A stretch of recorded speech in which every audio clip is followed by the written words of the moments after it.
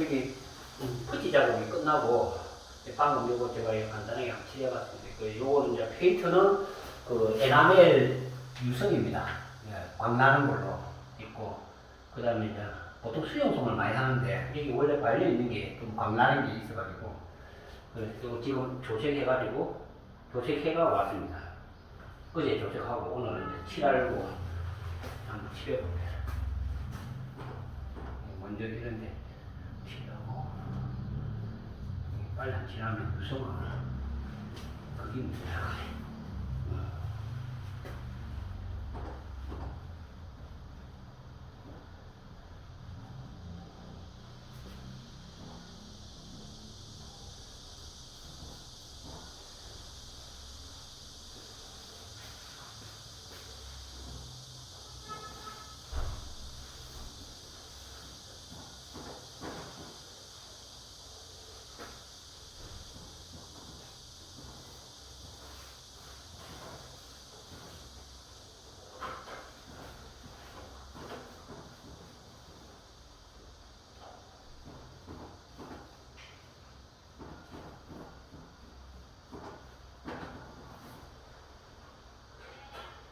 이 빼바로 한번 이 문짝을 한번 했습니다. 있어 스크래치인데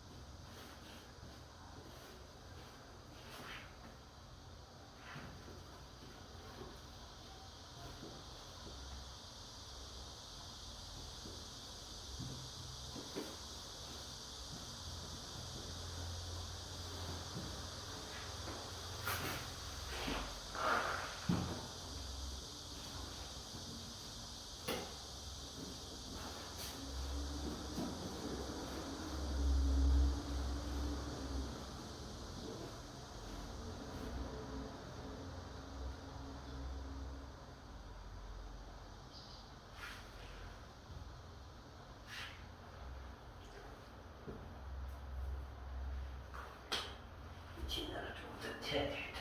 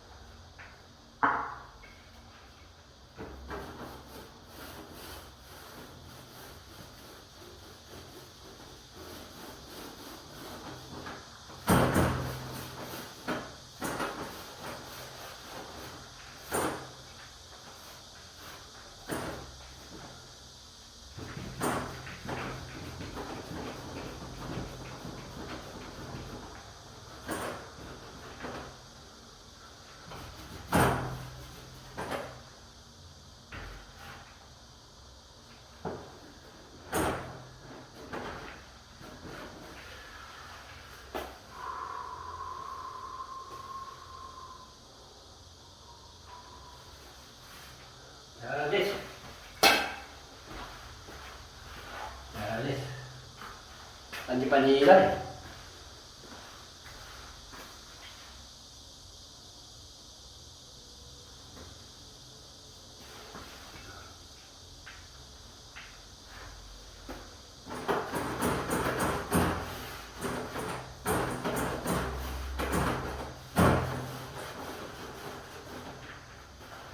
자, 됐어. 이제 말리고.